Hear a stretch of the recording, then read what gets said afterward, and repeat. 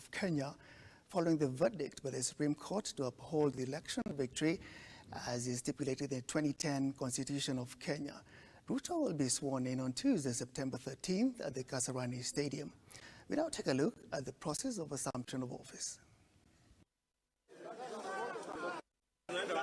President-elect William Ruto's win was upheld by the Supreme Court. A judgment delivered by the 7-judge bench led by Chief Justice Martha Koome dismissed the petition tabled by Raila Odinga and Martha Karua, putting William Ruto on the path to State House.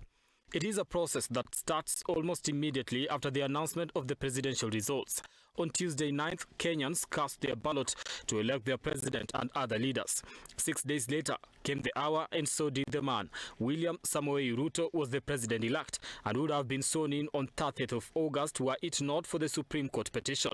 Now, after his victory was upheld, the country now counts 7 days to the date he is to be sworn in, the 13th of September.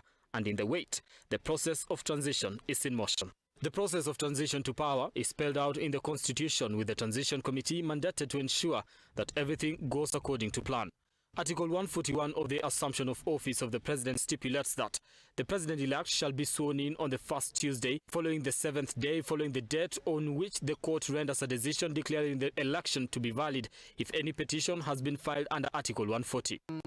Thank you very much, Brian. Actually, the Assumption of Office Act provides that the President-elect should be sworn in 7 days after they are declared president.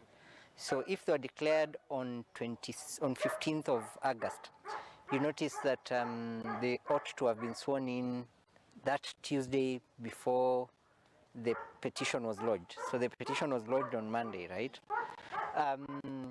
But because of the petition process, which took 14 days, then there was need for an additional 7 days. So the 7 days will now start counting from yesterday. And then, of course, it also makes provisions that they ought to be sworn in between 10 a.m. and 2 p.m. With an incumbent having a sour relation with the president-elect, what could happen if the incumbent does not attend the ceremony then? We speak to Advocate of the High Court, Bruno Situma. Because part of the inauguration ceremony involves the handover of the instruments of power. So the sword and all that, all those ceremonial instruments of power. So he might not agree with the person who has been elected by Kenyans, but it is vested upon him legally that he ought to attend. Now, the president-elect, after being sworn in, then takes over.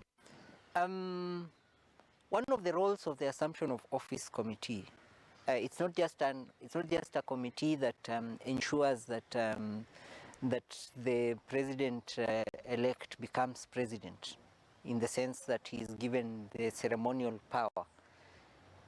They have to ensure that the transition period is fully taken care of. The list of assets, the list of liabilities, they have to appraise the president on the current state of affairs in this country. What is happening around this country, and not just Nairobi, every corner of this country. After the declaration, here is what ensues up until the president-elect is sworn in as the head of state.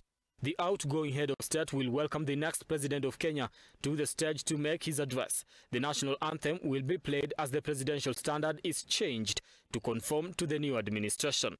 The outgoing president will then leave for State House to officially hand over the house on the hill to his successor. In the meantime, the newly sworn-in president will then be driven around the stadium in an open Land Rover to greet Kenyans in attendance, after which he will be driven to State House for a final sit-down with the outgoing president. Brian Amwai, Look Up TV, Nairobi.